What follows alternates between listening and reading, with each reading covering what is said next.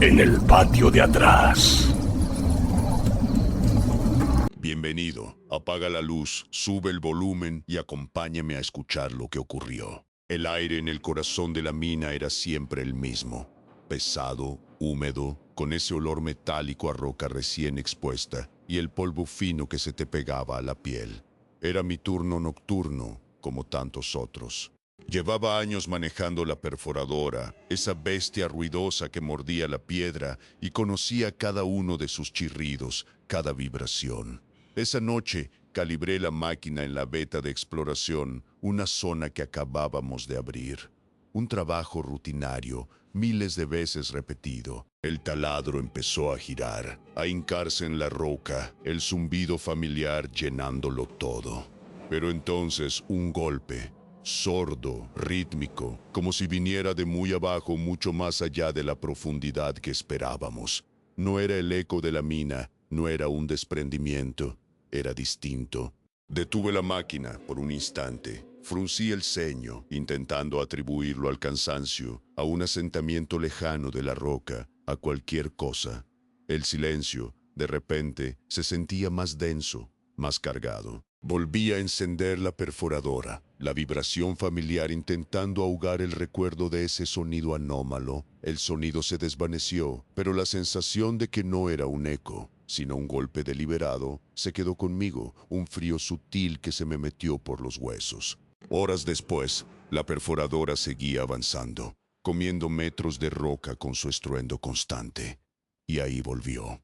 El golpe rítmico, esta vez más claro, más insistente, como si respondiera a cada perforación, a cada avance de la broca. Detuve la máquina de nuevo. El silencio opresivo de la mina me envolvió, esperando, conteniendo la respiración, a que el sonido se repitiera sin el ruido de mi máquina. Nada, solo el goteo constante del agua. Justo entonces, Elías, un compañero de mi cuadrilla, pasó por el túnel adyacente con su casco y su linterna. Le pregunté casi sin pensar si había escuchado algo extraño, algún golpe inusual. Él se rió, una risa áspera que resonó en la oscuridad. Son los duendes de la mina, viejo. ¿O estás cansado?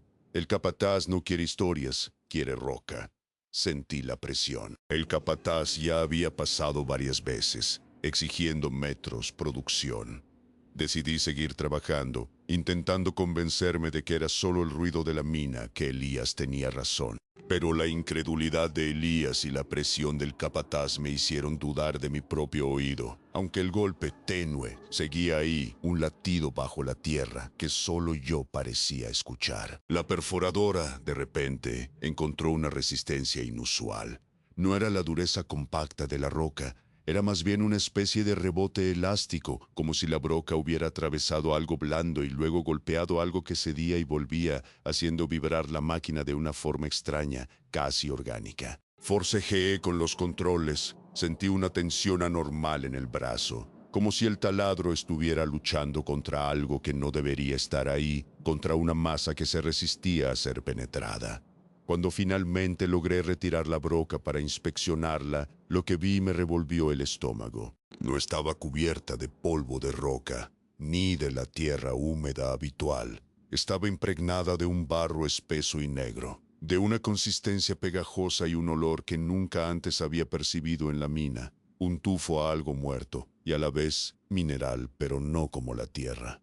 Con una mezcla de asco y una fascinación morbosa, raspé el barro de la broca con un trozo de metal. Era inusualmente pegajoso. Dejaba una mancha oscura y grasosa en el piso de la veta, una marca que no se iba. La visión de ese barro negro y la vibración anómala me dejaron con una sensación de profunda incomodidad, una evidencia tangible de que algo no estaba bien en esa veta.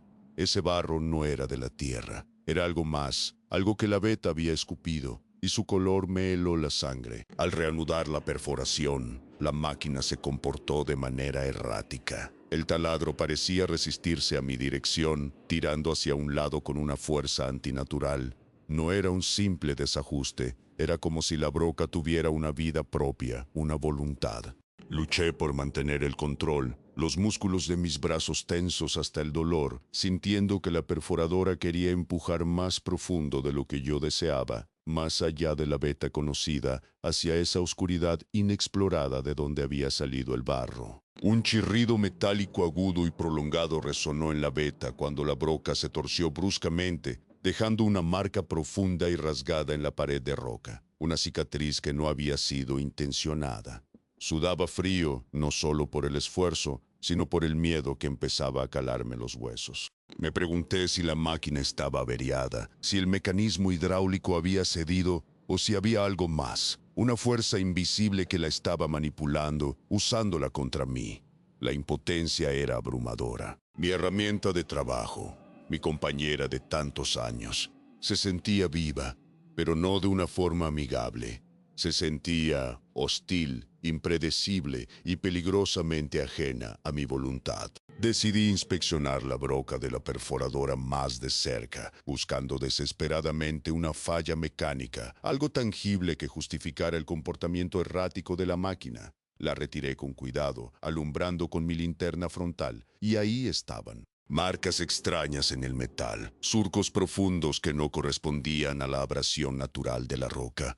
Parecían arañazos, como si algo lo hubiera golpeado o arañado desde dentro, desde el punto donde se había encontrado con esa resistencia inusual. No eran líneas limpias, eran rasguños irregulares como garras.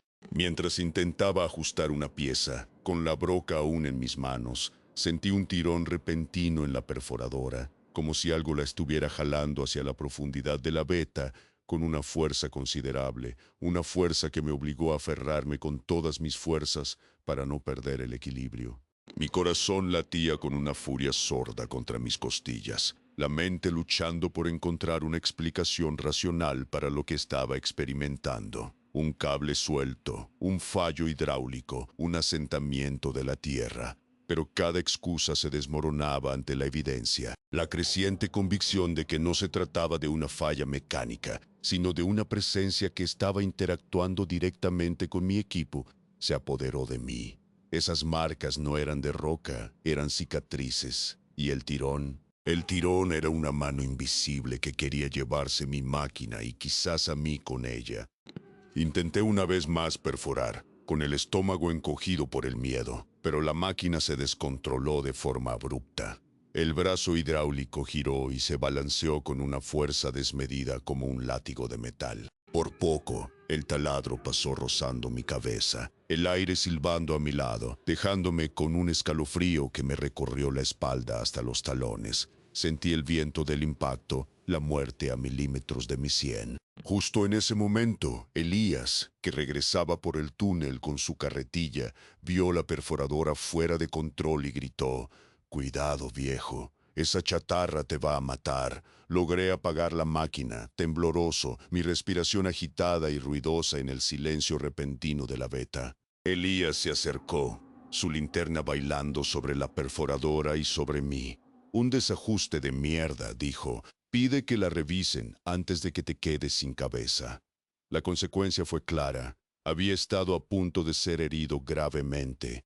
La incredulidad de Elías, su explicación fácil, solo reforzó la sensación de estar solo ante una amenaza inexplicable. Elías lo vio, sí, pero no vio lo que yo sentí, que la máquina no falló, sino que me atacó, y el miedo se hizo más real, más físico, un nudo frío en el pecho, aún con los nervios a flor de piel, el temblor en las manos y la imagen del taladro rozando mi cabeza grabada a fuego.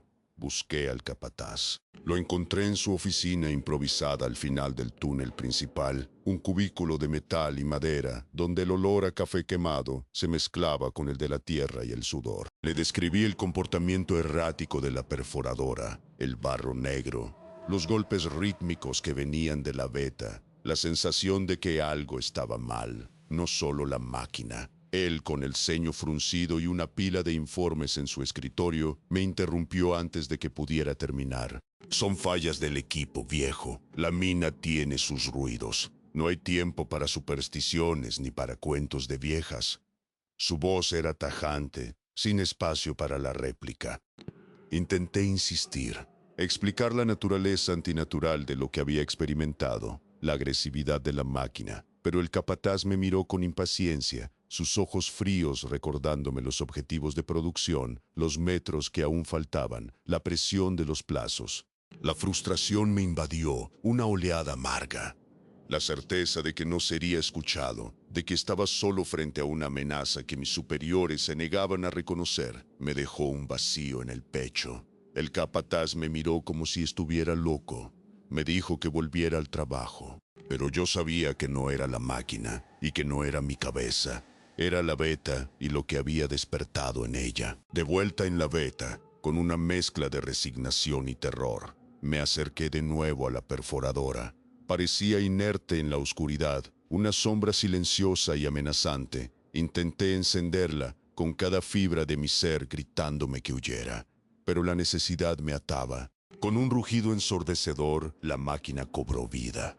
El brazo hidráulico se elevó con una velocidad brutal y el taladro, aún cubierto de restos de barro negro, se lanzó hacia mí. No fue un fallo, no fue un accidente, fue un ataque. Intenté esquivar el golpe, pero no fui lo suficientemente rápido. El taladro impactó mi mano derecha con una fuerza brutal, un golpe seco y húmedo que sentí hasta los huesos de mi brazo. Carne y hueso se desgarraron en un instante. Un grito de dolor gutural escapó de mi garganta, un sonido que nunca había escuchado salir de mí. Caí al suelo, la mano destrozada y sangrando profusamente, el barro negro mezclándose con mi propia sangre en la roca fría y húmeda. La perforadora, ahora quieta, como un depredador satisfecho, se erigía en la penumbra de la veta. El dolor fue cegador, insoportable. Vi mi propia sangre mezclarse con ese barro oscuro, ese residuo de lo profundo. La máquina me había atacado.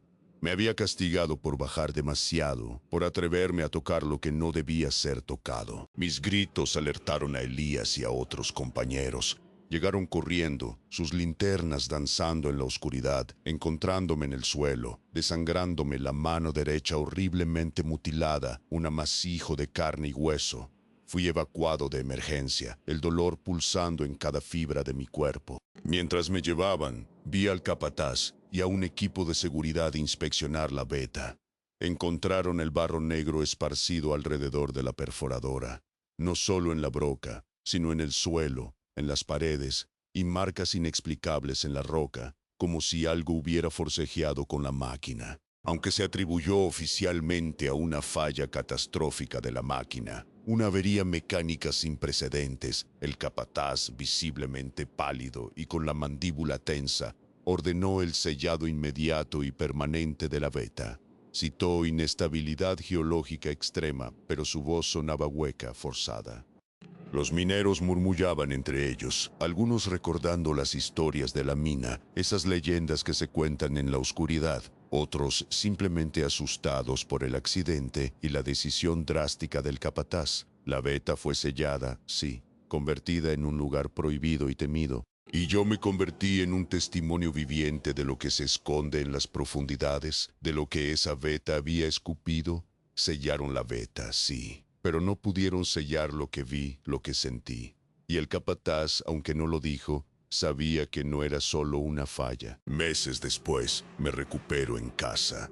Mi mano derecha está permanentemente dañada. Una cicatriz profunda y dolorosa que me cruza la palma y los dedos, especialmente con la humedad del ambiente. Ya no soy el mismo. En las noches, en la quietud de mi habitación, aún escucho el golpe rítmico y sordo, el mismo que escuché en la veta, resonando en mi mente como un eco persistente, un latido que no se detiene. Me he convertido en un hombre silencioso, mi mirada a menudo perdida en el horizonte, reviviendo una y otra vez el momento en que la máquina, mi herramienta de trabajo, mi compañera, se volvió contra mí. Otros mineros cuando me ven en el pueblo bajan la voz, algunos con compasión, otros con un miedo palpable en sus ojos, sabiendo que yo fui el último en bajar demasiado profundo en esa veta. Mi vida está marcada por el trauma físico y psicológico, un recordatorio constante de que hay profundidades que es mejor no perturbar, y un sonido que nunca me abandonará. Nunca he vuelto a bajar. Dicen que sellaron esa veta, pero el sonido, ese sonido, lo llevo aquí, en mi mano y en mi cabeza, un eco eterno de lo que acecha en la oscuridad, esperando. Porque a veces lo peor no está bajo la cama, está en el patio de atrás.